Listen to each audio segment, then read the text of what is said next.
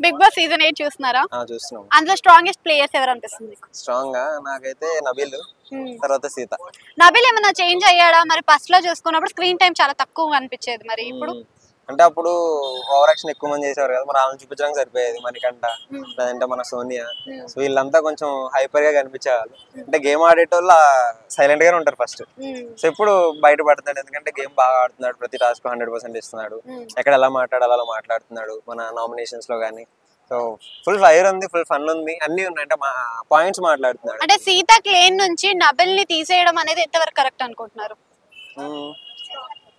ఇప్పుడు సీత టాస్క్ క్లేన్ అయితే ఎవరైతే ఉందో టాస్క్ నుంచి నబిల్ తీసేసారు. స్ట్రాంగ్ అన్నప్పుడు తీసేస్తారు కదా, సో స్ట్రాంగ్ కాబట్టి తీసేస్తారు. ఓకే, అంటే పృథ్వీ గురించి మీరు ఏమనుకుంటున్నారు? పృథ్వీ ఫస్ట్ లోనే వెళ్ళిపోతే బాగుంది అంటున్నారు, ఎందుకు ఉంచున్నారో అర్థం కావట్లేదు. తొందరగా ఈ వీక్ అయినా ఎలిమినేట్ చేస్తే బాగుంది. అంటే అందరు తెలుగు వాళ్ళే ఎలిమినేట్ అవుతున్నారు.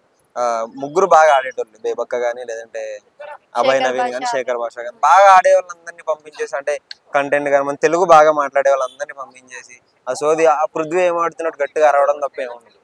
సో ఆ పృథ్వీని ఎంత తొందరగా మనకు వైల్డ్ కార్డ్ అంటే తొందరగా కావాలి. సో 12 మంది అంటారు, 5 వస్తారేమో ఈ టాస్క్ లన్నీ అయిపోగా.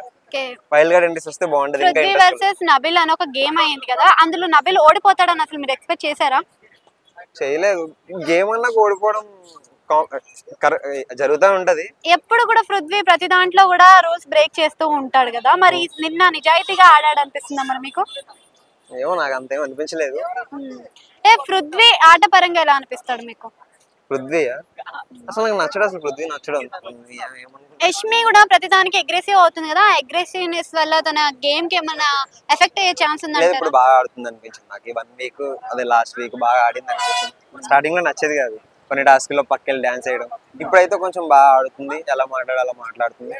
ఉండాలి మరో శోభా శెట్టి 12th వీక్ వరకు ఉంది లాస్ట్ ఇయర్. ఈమె కూడా ఒక 12th వీక్ 13th వీక్ వరకు ఉంటే బాగుంటది. ఎందుకంటే ఇలాంటి వాళ్ళు ఉండాలి, గేమ్ ఆడేటోళ్ళు, బాగా అరిచేవాళ్ళు, అన్నిట్లో యాక్టివ్గా ఉంటది. సో ఉండాలనుకుంటున్నాను. అంటే ఇప్పుడు సీత చీఫ్ గా అయ్యింది కదా, మరి నిలబెట్టుకోగలుగుతుందా ఆమె టాలెంట్ ని? నిలబెట్టుకోగలుగుతుంది, ఎందుకంటే గేమ్ బాగానే ఆడుతుంది ఫస్ట్ వీక్ నుంచి. అంటే ఆపోజిట్ లో ఉన్నది కంటిన్యూస్ చీఫ్ అయిన నిఖిల్ కదా. ఎవరైతే ఏంటి, ఎవరైనా సరే సీత ఆ దమ్ము ఉంది, ఉంటది అనుకుంటున్నాను. అయితే మొన్నటి దాకా చూసుకుంటే యష్మికి ఇంకా సోనియాకి అసలు పడకపోతుండే, ఇప్పుడు ఇద్దరు కలిసి ఒకటే క్లేన్ లో ఉన్నారు కదా, మరి మన ఫ్రెండ్స్ అయ్యే ఛాన్స్ ఉందంటారా? ఏమో చూద్దాం, ఇంకా టైం ఉంది కదా ఈ వీక్. సోనియా ఈసారి బయటకు వస్తుందని అంటున్నారు, మీరేమనుకుంటున్నారు? వస్తే బాగుంటది అనుకుంటున్నాను, కానీ రాదేమో అని నేను అనుకుంటున్నాను. నైనిక కూడా మనకి స్టార్టింగ్ వీక్స్ లో ఉన్నట్టుగా ఇప్పుడు కనిపించట్లేదు అనుకుంటా. నైనిక గురించి నైనిక ఫస్ట్ వీక్ బాగా ఆడింది, బట్ ఇప్పుడు చూస్తే కొంచెం సైలెంట్ అవుతుంది. నేను అనుకున్నా ఫస్ట్ లో వచ్చినప్పుడు టాప్ 5 ఉంటదేమో, లేదంటే 12th వీక్ వరకు. ఇప్పుడైతే ఇంకో 2-3 వీక్స్ లో ఎలిమినేట్ అవుతుందేమో అని అనిపిస్తుంది నాకు. మీ ఉద్దేశ ప్రకారంలో ఇప్పుడు టాప్ 5 ఎవరు ఉంటారు?